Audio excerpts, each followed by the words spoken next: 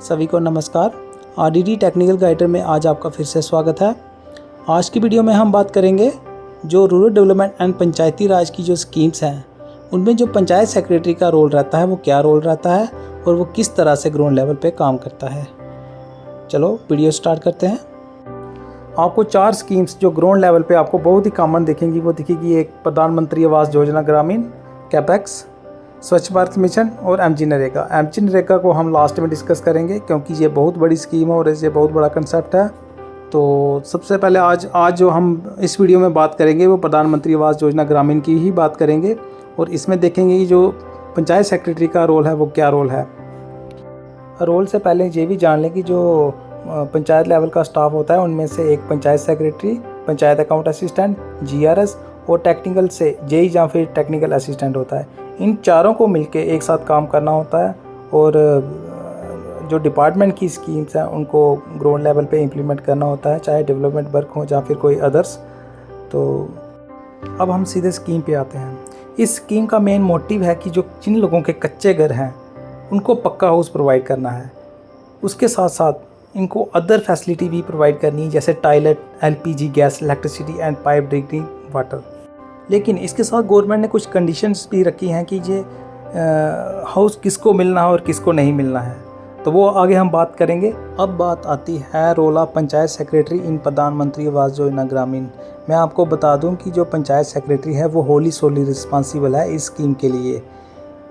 Panchayat secretary ही government की इस scheme को ग्राउंड लेवल पे इम्प्लीमेंट करता है, चाहे वो उसका सर्वे हो, चाहे उसके के सैंक्शन की बात हो, रजिस्ट्रेशन की बात हो, चाहे उसकी जियो टैगिंग की बात हो, चाहे उसके मैंडेट्स उसको देने की बात हो, चाहे कंप्लीशन की बात हो।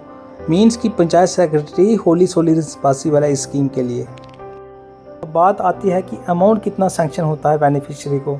तो इसमें जो 3 इंस्टॉलमेंटें हैं जो वो रहती हैं प्रधानमंत्री आवास योजना से, जिसमें फर्स्ट जो रहती है वो 50,000 की जो कि प्लेंथ बनने से पहले उसको मिलती है। जो दूसरी रहती है वो 70,000 मिलती है, वो उसको प्लेंथ बनने के बाद मिलती है। जो तीसरी रहती है वो 10,000 रहती है जो मिलती है छत डालने के बाद। उसके बाद जो टॉयलेट उसने बनाया होता है हाउस के साथ वो कंपलसरी है, उसका भी 12,000 उसको अलग से मिलता है। और मनरेगा से जो 95 दिन दिहाड़ी मिलती है उसको वो उस हिसाब से मिलती है जिस ईयर में वो केस सैंक्शन हुआ हो उस रेट के हिसाब से। तो टोटल जो बनता है वो तकरीबन अगर 23 अभी जो करंट ईयर चल रहा है 24-25 अभी केस सैंक्शन हो तो उसको 1,66,605 रुपये मिलेंगे। अब बात आती है कि हम हाउस किसको देंगे। अगर आपके पास कोई बेनिफिशियरी आए कि मेरा घर टूट गया है या फिर कच्चा है तो क्या हम उसको डायरेक्टली उसको हाउस दे सकते हैं, तो इसका आंसर होगा नहीं, क्योंकि गवर्नमेंट की कुछ कंडीशंस है। पहली कंडीशन ये है कि उस बंदे का नाम सर्वे लिस्ट में होना ज़रूरी है।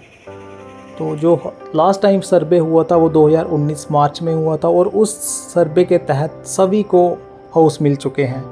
अब बात आती है पूरे प्रोसीजर की, सर्वे से लेकर उसके कंप्लीशन तक। अगर किसी बेनिफिशियरी का केस सैंक्शन हुआ है तो उसको कैसे सैंक्शन हुआ है, सर्वे किस तरह से किया गया है, उसको फर्स्ट इंस्टॉलमेंट कैसे दी गई है, सेकंड कैसे दी गई, ये मैं अब आपको पूरा प्रोसेस बताऊंगा। तो इसके लिए पंचायत सेक्रेटरी का ही सारा रोल है। तो सबसे पहले गवर्नमेंट ऑफ इंडिया क्या करती है, सर्वे करवाती है, ऑनलाइन सर्वे करवाती है। वो उनका एक पोर्टल होता है आवास, तो वो हमने घर घर जाके वो हमने सर्वे करना होता है। तो सपोज़ अगर आपकी पंचायत में 50 घर हैं तो कच्चे मीन्स कि उसकी छत कच्ची है, उसकी दीवारें कच्ची हैं, तो प्लस कुछ कंडीशंस ऐसी हैं वो उनमें फॉल नहीं करना चाहिए, तो नहीं तो उसको हम केस रजिस्टर नहीं कर सकते। तो इसके लिए कुछ कंडीशनें हैं, जैसे कि अगर उसके पास ऑलरेडी से पहले का हाउस है जहाँ फिर कोई और प्रॉपर्टी है तो उसका हम उसको हम सर्वे में नहीं डाल सकते। अगर उसकी अगर कोई गवर्नमेंट एम्प्लॉय है उनकी फैमिली से उसको भी नहीं डाल सकते। अगर कोई 10,000 से ज़्यादा कमा रहा है उसका भी हम नहीं डाल सकते सर्वे में। अगर वो इनकम टैक्स पे कर रहा है या फिर प्रोफेशनल टैक्स अगर उसके पास कोई मोटर बाइक है, फिशिंग बोट है, एग्रीकल्चर इक्विपमेंट है, अगर उसके पास किसान क्रेडिट कार्ड है, लिमिट उसकी जो है 50,000 या उससे ज़्यादा है, उसको भी हम उसको सर्वे में नहीं डाल सकते। अगर उसकी 2.5 एकड़ या फिर उससे ज़्यादा इरिगेटेड लैंड है तो उसको भी हम नहीं डाल सकते।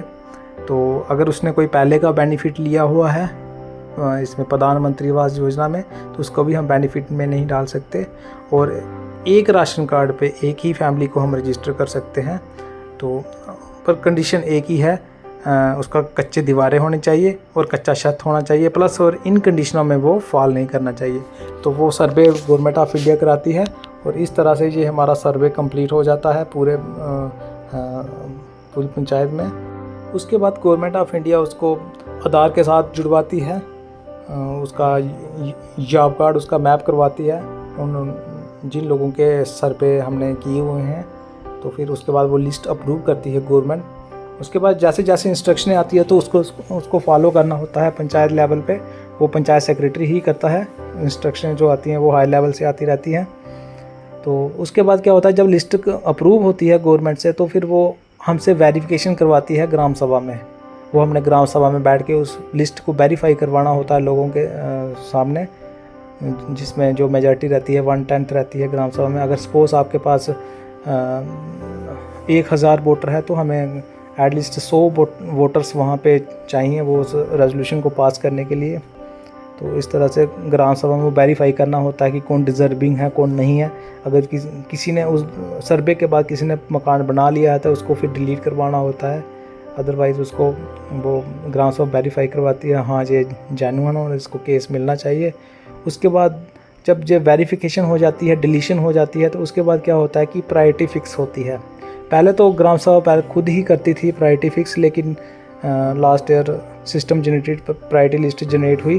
वो उनकी रैंकिंग निकलती है जब हम सर्वे किया होता है कि इसके पास कितनी ज़मीन है, उसके बाद रेफ्रिजरेटर है नहीं, वो पूरा सर्वे होता है।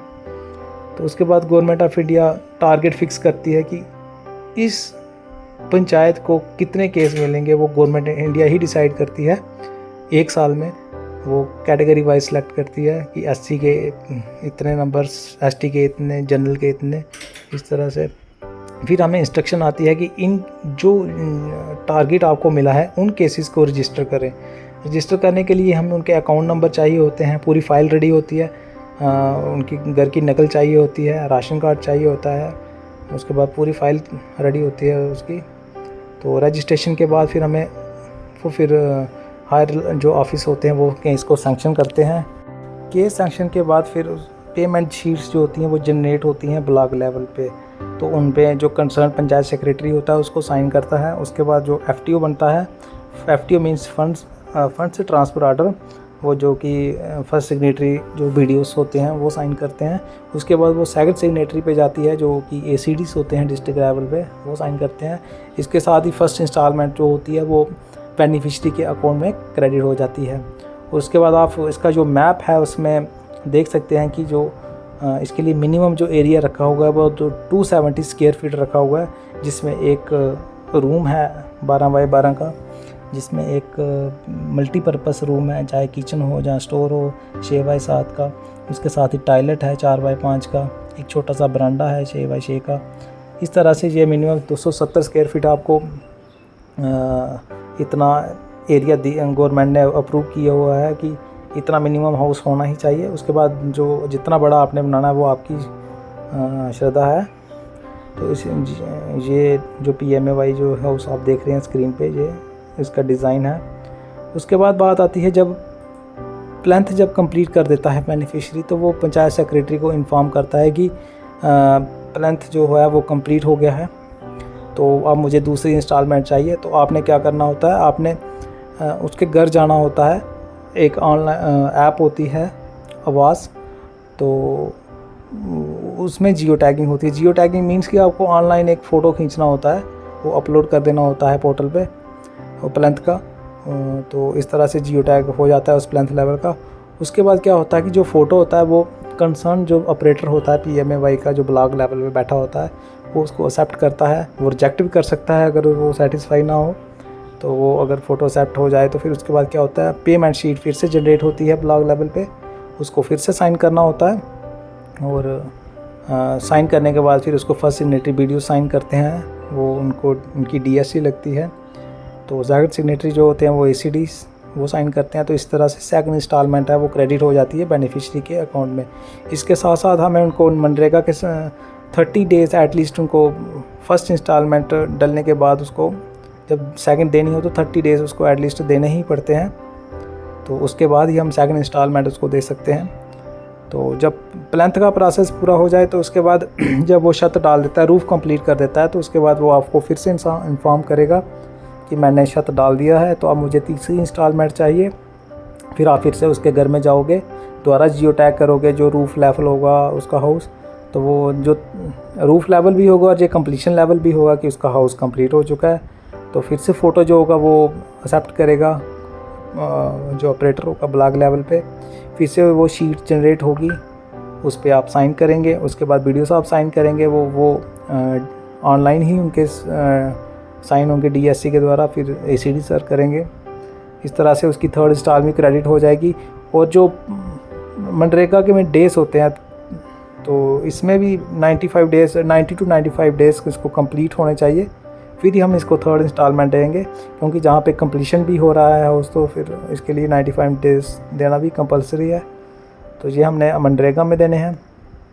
तो उसके बाद फिर जब हाउस कंप्लीट हो जाता है तो फिर उसके बाद उसको SBM से जो IHHL यानी कि टॉयलेट की पेमेंट भी हमें देनी होती है, वो हमें SBM से देनी होती है। 12,000 रुपये हमें देना होता है। तो ये सारा जो काम प्रोसेस रहेगा ये पंचायत सेक्रेटरी का ही रहेगा। अगर कोई मीटिंग होती है तो वो किसी पंचायत लेवल स्टाफ से नहीं पूछेगा, GRS से नहीं पूछेगा, अकाउंट असिस्टेंट से नहीं पूछेगा, या फिर JE से नहीं पूछेगा कि हाउस क्यों नहीं कंप्लीट हो रहे हैं, या फिर आपने कितनी इंस्टॉलमेंट दिए हैं, इसमें गैप क्यों है। ये पूरी रिस्पॉन्सिबिलिटी जो है वो पूरी पंचायत सेक्रेटरी की है। ये स्कीम आप पे ही निर्भर है और आपको ही इसको आगे अच्छे से इम्प्लीमेंट करना होता है ग्राउंड लेवल पे। तो ये था हमारा आज PMAYG स्कीम का, जो मैंने आपको बताया कि जो इसका जो सर्वे होता है वो कब होता है, तो कैसे करना होता है, उसके बाद क्या प्रोसेस रहता है। हम किसी को हाउस दे रहे हैं तो उसके बाद उसको पैसे कैसे दिलवाने हैं, उसको दूसरी इंस्टॉलमेंट कैसे दिलवानी है, या फिर उसको IHHL की पेमेंट कैसे दिलवानी है, ये हमने आज की वीडियो में देखा। तो आज की वीडियो में बस इतना ही।